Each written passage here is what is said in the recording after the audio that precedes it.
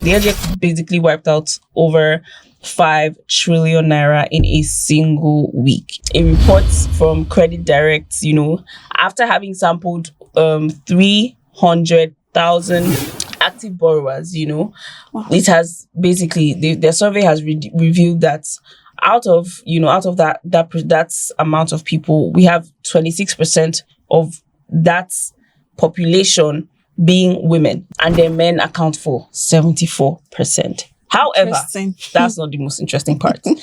It is the fact that women consistently maintain significantly higher and cleaner loan repayment rates. No, that's interesting. Still under the relevant sectors we're talking about, the Food and Agriculture Organization has issued an urgent directive for African nations to scale up aquaculture, that is fish farming, noting that wild marine capture has plateaued while the continent's protein demand is set to double. As Vera has said, those are all of the outlined reasons or outlined benefits of what this money would definitely do. However, sitting here as a Nigerian, we know that we are not exactly used to a government that is very transparent with us. Okay, so if this money comes in, how exactly are we going to see that it's being disbursed for the purpose that it's going to be, it's supposed to be used for, which is energy? But are we going to see that the energy is going to get better? And that this is now even a very critical period for Nigeria. Yes, the monetization scale of Afrobeat, that is Ashake and Wizkid's MMS, this collaborative track has earned them a whole lot. And imagine, they have officially surpassed 100 million streams on Spotify. My face. Ify easy, you runner. You're welcome to another episode of Across Markets by Business 360. My name is Joy, and I have Vera here with me. Hi, Vera. Hi, Joy. How are you? I'm good. How was your week? My weekend was great. Yes, it was amazing. Okay, what did you do? What I did? Well, I went for Shikan conference. The Shikan conference by Ezine. Yes, by Dr. Ezine. So I was present at the conference. It was a whole great experience. And I'd say I really took note of a lot of things. All right, so who was your favorite speaker amongst all? Oh, okay. All the speakers that came, they all did great. It was amazing, right? But my 3 favorites was Dr. Abdul Chantel and Dr. Gaye, as well as Ruth Kadri, the almighty Ruth Kadri. Yeah, my mama. Yeah, so those were my best 3 speakers. I'd say I had a very relaxing weekend. Yeah, I saw that. I saw that. I definitely needed the weekend I had after, a long week of up and downs. Yeah, stress. So I'm definitely feeling much better. Yeah. It's definitely going to get better, but I'm feeling very good today. Really good. Okay. Yeah. All right. So we're about to get into what we have for you today. All right. So we have a lot of interesting stories, very interesting stories for you on the show today. But as always, we're starting with what's the most important, of course. And that is on our economic pulse. So, all right. So the first under the economic pulse is the 5.64 trillion naira NGX correction. And that is definitely the most significant. We had actually been touching a lot on the NGX, the all-share index and, dividend payouts by companies. So this is definitely relevant if you've been following us for the past 2-3 episodes thereabout. Okay, so, the Nigerian Exchange Limited, which is the NGX, wiped out 5.64 trillion naira in a single week. And the all-share index fell by 3.5% to close 245,941.2 0.27 points. Okay, and also market capitalization dropped to 151.33 trillion naira. Wow. And I think the last time we touched it was about we were actually talking about 160, if not thereabout. Yeah. Yes, the last time we spoke about it. So, and this is very significant because it is following all of the things that we have mentioned in the past few episodes about how companies have just paid out dividends, and because especially because of the fact that this is like the first half of the year, and also because it is like Nigeria is already getting to a very sensitive place, as in the economy where elections are coming. So I mean, and it's already the first half of the year, and around this time is usually when investors will say pull out from some of their investment that they've made maybe from the beginning of the year, if they feel like okay, it's time, or it's just to say I want to save myself. I have someone this thing has already made money. Let me save myself ahead of the fact that some things are coming. It's going to be a little bit turbulent, so I might as well eat what I have now, or take what I have now.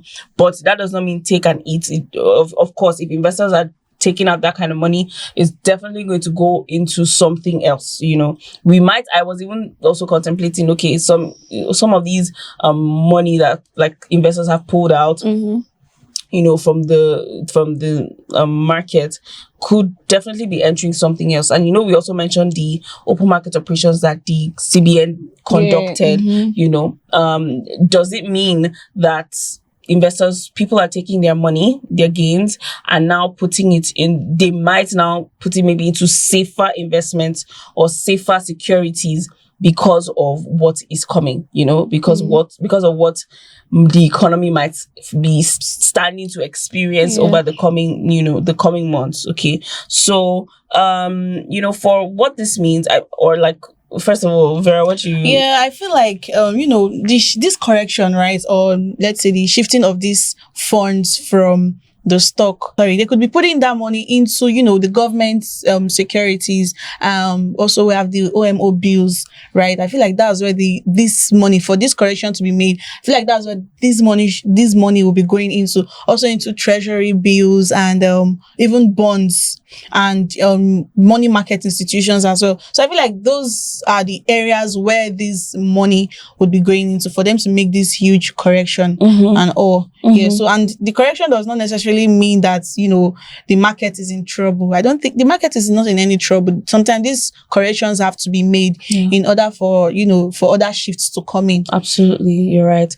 So like I said, it's the end of the first half of the year, H1, and everyone is like I feel like, I mean, everyone with their money definitely has strategies. So at the end of this first half of the year, they probably do have other plans to redisburse their funds to other forms of investments. That is, if you're an investor, and for businesses, of course, to this would definitely, they have to do some other new, adopt some new strategies to make, to keep capital coming in and profits flowing out, of course. Okay, so, and this on the second story is one of the most interesting ones that I picked up today. Very interesting. Yeah, like a report from Credit Direct, after having sampled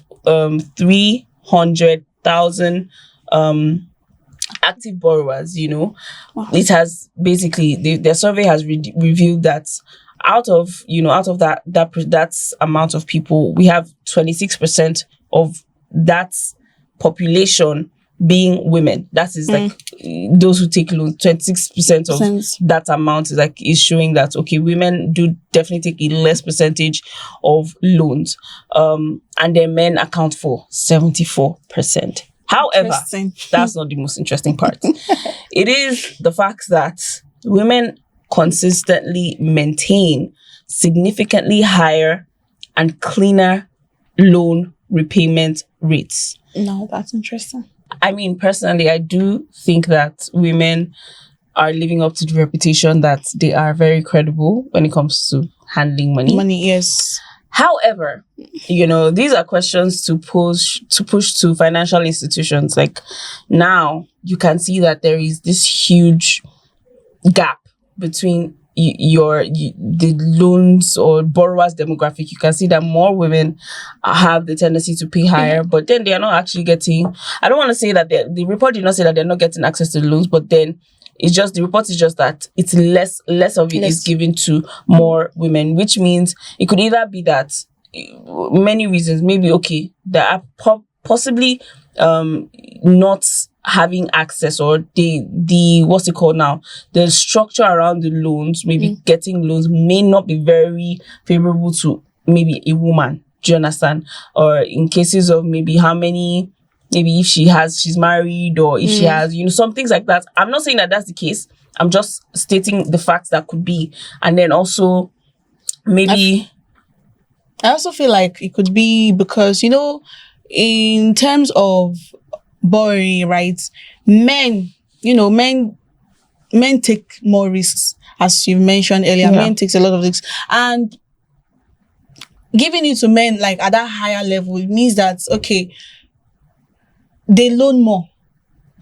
Do you understand? In terms of percentage, like in terms of amounts, men takes more risks, right? And if a woman wants to get a loan, for instance, she could get a loan of 100,000 naira, right? And a man would get a loan of 1.5 million naira. You see, there is big gap in the price range, right? So I feel like that could be one of the reasons why men are having more percentage demographic compared to the women. So I feel like that is also a part of it. Yeah. However, the question just remains that, do we, like, now knowing that this is the data, or this is what we have, our financial institutions, are they going to keep giving towards the demography that has shown that do not have a good credit score, as the data has shown? Why is that the case? And it's also important because, of course, it is exposing all of the structural mismatch that is happening in retail banking. Capital allocation is heavily skewed toward male borrowers. Capital allocation is heavily skewed toward male borrowers, despite empirical proof, that women borrowers represent lower credit risk. I mean, this is not just gender issue, right? It is capital allocation issue, because on a normal ground, right, a lender is prone to borrow money to who is going to pay back faster, most likely to pay, right? So for banks and lenders, right, this could represent a missed opportunity. Do you understand? Because you have a group of people who are willing to pay back quickly, who are willing, who not willing. You have a group of people who would pay back quickly, and you have a group of people who wouldn't pay back quickly. Now, if you're giving it to people who are going to be consistent in paying back, it shows that there's going to be a strong repayment behavior coming from the calculation. There is going to be strong payment behavior. There's going to be lower risks. Risks are going to be reduced, and of course, there's going to be better credit discipline, right? So, if that is the case, then they should increase the lending structure to the group that will pay more, that will pay back quickly, right? Because it's going to like reduce defaults. There's going to be less defaults, and it's going to improve portfolio. Yeah, the more people are you lend people and they take, the more they quickly get paid back. You definitely want to keep. Let's take ourselves, for instance. If I want to borrow money from you and I tell you I'll give you in 2 weeks, right? And in 2 weeks I give you back your money. If I come to you again, you definitely give me. And if we keep doing it that way, we have more numbers of. We're going to arrive at a higher number of borrow from me. But if I don't pay back, as I've said, you wouldn't want to, right? Which is going to be like reduce the number of the number, which is going to reduce the number at which you're going to like lend me your money, right? So, and it's going to improve portfolio for banks now, because I'm speaking for banks and lenders. It's going to reduce, improve the portfolio for banks and improve their portfolio quality, and of course going to increase profitability, because things are going on, numbers are coming in, people are borrowing and they are giving to them. So I mean, this like I have, this is when it comes to anything women led, I'm definitely one of the people that I champion all of those things. And I do honestly want to call out to, obviously the financial institutions that are responsible for disbursing these kind of funds to, people. For example, one of the things that we know is going to be beneficial for the economy, especially with all of the new capital raises within banks. The minimum capital has been, increased and all of the likes.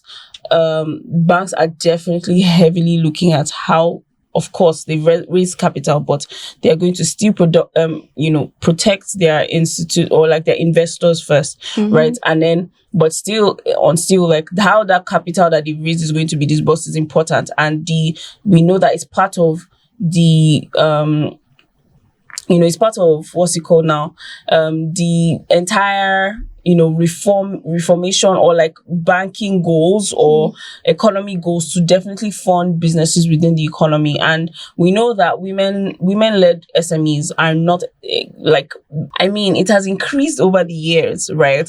But this is still a call. Like these data is still pointing us to something. It's pointing us to the fact that we can definitely do better. If we see that more women have more of, more credit worthiness, why not? Let's still push towards the empowerment, still push towards helping women become more confident in even asking for loans. Because I don't think the average woman would actually default her default thinking would be, okay, I don't have this, I need the money to do this. I wouldn't exactly go to the bank, because it may feel like a very risky thing. For, they still probably, most women will probably still have that. They probably can't face that kind of risk conscious. Yes, exactly. We need to pay more attention to being educating the women too on how they can get access to loans, and actually do better, because women-led businesses are definitely performing well. Okay, that is any data. Like you can check any data around the world, even locally, it is a thing. So yeah, it's just a call. Like I said, it's a call to the banks, the financial institutions. Let's pay attention to the things that actually are growing the economy. I'm not saying, no, this is not to say discredit men totally. No. That's part of the data still was even showing that, a high percent, I think over 90% of those borrowers are married people. Yes. So that includes men and women married. Like single women are not even part of defaulting to thinking of getting a loan. Yes. Talk less of single men. But it still signifies all the fact that, okay, with higher responsibilities you can take more risks, maybe. So, but yeah, it's an interesting report, and we hope that it helps you in whatever decisions you'll be making. All right. And now over to the sector signal. Of course, every development bank out there exists to develop any economy, And the African Development Bank has approved $100 million line of credit to the ECOWAS Bank of Investment and Development, EBID, specifically to fund clean energy and infrastructure projects across West Africa. Now, $100 million, and again, the data, or should I say the news, basically is saying that this is supposed to be disbursed around late 2026 to early 2027. Now, okay, before I get into what I'm about to get into, we know what this fund is supposed to be directed to, why it's going to help our economy. You should be aware. News like this always brings, it does something for everyone, especially, as a player in the economy. It's pointing you to the fact that opportunity, like, there is, people are looking out for there are institutions designed to look out for the development of, every region, right? And, the African Development Bank is one of those, institutions. So the fact that they have approved $100 million towards energy, of course, we've discussed. I think the last one of our last sector signal was still on energy. The energy sector. There's so much to be done because businesses are losing money because of how much they have to spend on, because of power outages. Do you understand? And even how this is a basic amenity that should be sorted out by the government, and also like sorted out in a way that it is not too burdensome for a business to run in, any nation. So whatever I want to say now is, like, of course, kudos to the African Development Bank. However, we are looking at how it will be disbursed definitely to Nigeria. Now, what are we going to use this information to do? Yeah, and also I feel like the funding is earmarked for, clean energy projects in African countries. Or okay, let me specify it to down here in Nigeria. It's for clean energy project, is for infrastructure developments, obviously, and for regional economic integration initiatives across Africa and across West Africa. Yeah, so this approach can help to finance projects that benefit multiple countries and rather than just one country, right? So this approach can help to benefit not just one African country, but other African countries in to help finance projects in multiple African countries, right? And some of these benefits could include, more reliable electricity supply in the country, better use of region energy resources. We have the reduced energy shortages here. The energy, we are always having an electric, blackouts in Nigeria, for instance. So it's definitely going to reduce the energy shortage and, lower long-term electricity costs and increase the industrial productivity, which is the obvious reasons going to increase industrial productivity. As Vera has said, those are all of the outlined reasons or outlined benefits of what this money would definitely do. However, sitting here as a Nigerian, we know that we are not exactly used to a government that is very transparent with us. Okay, so if this money comes in, how exactly are we going to see that it's being disbursed for the purpose that it's going to be, it's supposed to be used for, which is energy? But are we going to see that the energy is going to get better? And that this is now even a very critical period for Nigeria, and we know these are like based on the stories and based on the actual facts that Nigerians know. Okay, this is like the election period, and we know how expensive it can be to run an election in Nigeria. So we just hope that this is not a misdirection of funds will not happen with this money that would come in from the African Development Bank, because Nigeria is definitely part of the countries to benefit from this. So still under the relevant sectors we're talking about, the Food and Agriculture Organization has issued an urgent directive for African nations to scale up aquaculture, that is fish farming, noting that wild marine capture has plateaued while the continent's protein demand is set to double. Interesting. So people are definitely, is it a season or what? Like, I mean, Bro.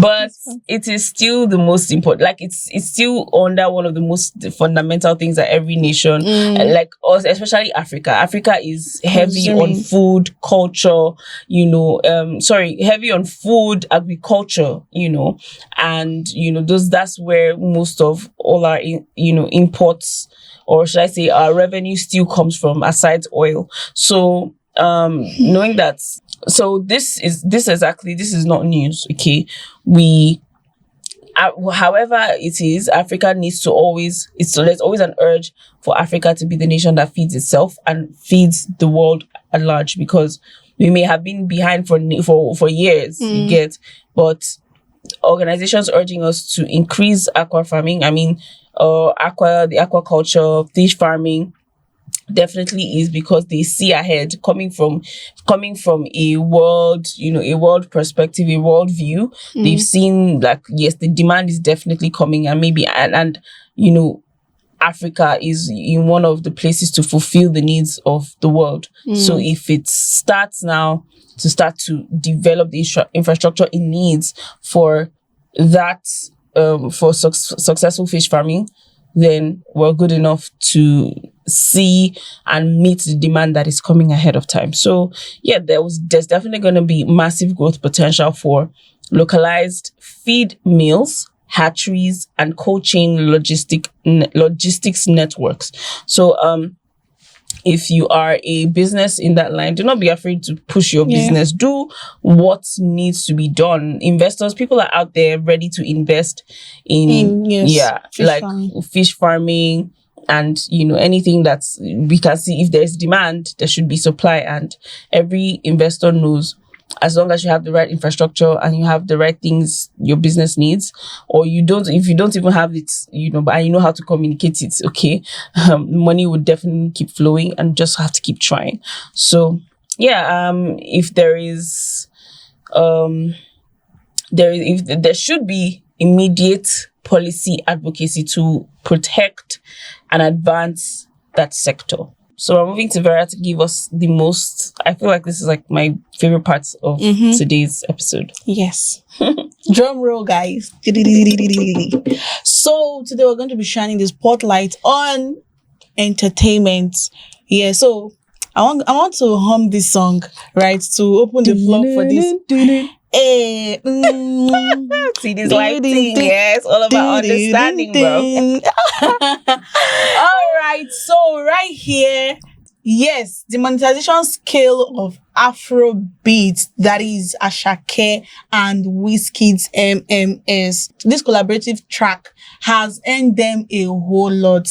And imagine, they have officially surpassed 100 million streams on Spotify. My face. If he easy, you runner. Because I mean, this is not just bragging, right? There's a whole lot to this, aside from the entertainment thing and all. It's also in one way, contribute to the economy at large and all. And I must say, I give them their flowers. They are doing really great. They've been doing great, right? But they've done excellently well this time. And I'm a fan. Yeah, both of them are part of my best artists in Nigeria. And yeah, so I mean, if you know me, those two are my faves, and it's actually great news, because I feel like both Asake and Wizkid have grown. They've grown, like, should I say, different. They've grown differently. So I mean, Wizkid, I would say, maybe started more earlier in music than Asake, but Ashake's work rate should be studied, though. Yes, it should. And then actually finding his sound, and then moving to, like this, they have more than one collaboration, of course, and it just always seems to be hit back to back. And then, of course, you see that the money is also coming in. So, if you don't sleep on, like, the entertainment industry, there's big bucks lying there, and creatives are out for those bucks more than ever before. And I'm so happy for Asake. I am also very happy for Wizkid, and looking forward to all of the, all our stars coming up on the global stage, as we can always see. Yeah, and also it's if I'm correct, this is Ashake's eighth album to get this milestone, while it is Wizkid's 17th. Like, these people are amazing. Wizkid, the 17th number, and he's doing really, really great. Both of them are great. They are doing so amazing, and I'm loving it. I'm loving it. Okay, Amazing. let's sing it again. I love that. Okay. Ayala. Ayala, hey. Don't worry, mind the language. We are not Yoruba girls, Yeah, we're not but Yoruba girls, but we like this song. We love it. We vibe to it. Anyway, so on our watch list for today, you already know. I mean, I think it was when I was watching the World Cup. I think the first countries, the first players was, I think, South Africa and Mexico, if I'm correct. To be honest, if I'm not correct, trust me, I'm not really following like that, but I think I'm correct on this one: Mexico and South Africa. So when we were trying to watch it together, my family, my mom was like, "We're not supporting South Africa. We're not supporting South Africa." And I'm like, why? She's like, oh, they're pursuing Nigerians from the okay. So that was actually where this news started from. So basically, what I'm about to give you on the watch list is the South African president, Ramaphosa, or Ramaphosa, please, whatever the pronunciation is. I'm not South African and I would probably learn. But he issued a stern warning against using migrants as scapegoats for domestic economic challenges, emphasizing the need for legal, regulated, regional migration rather than populism. So, I mean, South Africans are on the rage. They're taking everybody out. They're saying, oh, you're here to steal our resources, or taking our jobs and all of the likes. And never ever have I really seen such rage, because when you're in your own, it's just like, I don't even know what parable to give, but it's like you're in your father's house. You know that your father gave it to you. So the opportunities whatever opportunities that your father has, you have first access. Like, you have first hand. Do you get? However, if your father is, or if you're not disciplined enough to be taken to get that opportunity or to lead that opportunity, it will be given to those that can handle it. Yes or no? Probably yes. Yes, if your father is a good businessman. So what I'm trying to say with this parable is that no one is responsible for taking away opportunities and making your economy, like the economy, regress in quotes, or in the way that you do not like, right? But it is essential to know that this rage, this emotional rage that South Africans may be having definitely putting an effect on all of the South African brands out there, because it's going to affect the like a lot of people, should I say, the masses do have more emotional reactions than, let's just call it, people at a higher level. So if you know that, for example, ShopRite, it is the average man that goes to ShopRite. Yes. So if they are getting very emotional, I mean, there are two sides to it. They can get emotional and then start to move to the substitutes within, local substitutes, which is great. However, for business relationship and long-term growth, I don't know if that we want to hurt that relationship. So the South Africans need to, as the president has said, yes, maybe the economy is not very, very good right now, but it is not the immigrants that has caused that. Okay, so like I said, your father, if he has opportunities, he will give to those that, I mean, if you're ready, I'm sure it's always find you. However, we said it is definitely, so we're gonna definitely be monitoring over the coming months how South Africa is going to navigate this new coalition government dynamics. Okay, it's definitely something to watch out for. So if you are planning to go to South Africa soon, or you have businesses in South Africa, you need to watch out, with what the government might choose to do with all of this rampage going about within the South African government, the South African economy. Anyway, Vera, do you have any closing thoughts? I don't. None. Okay, I did enjoy today's episode, honestly. Yes. And we hope that you did. Please do not forget to like, share, and subscribe to B360 TV, and leave a comment on this video if you found it very interesting, of course. And do not forget to follow us on all our social media platforms: Instagram, TikTok, LinkedIn, Facebook. Okay. And one last thing. My name is Joy, and I'm still your lovely host on the show at Joy Abia on Instagram, and this at for its _ Vera on Instagram. Amazing. All right, so that's bye for now. See you on the next episode. Bye. Bye.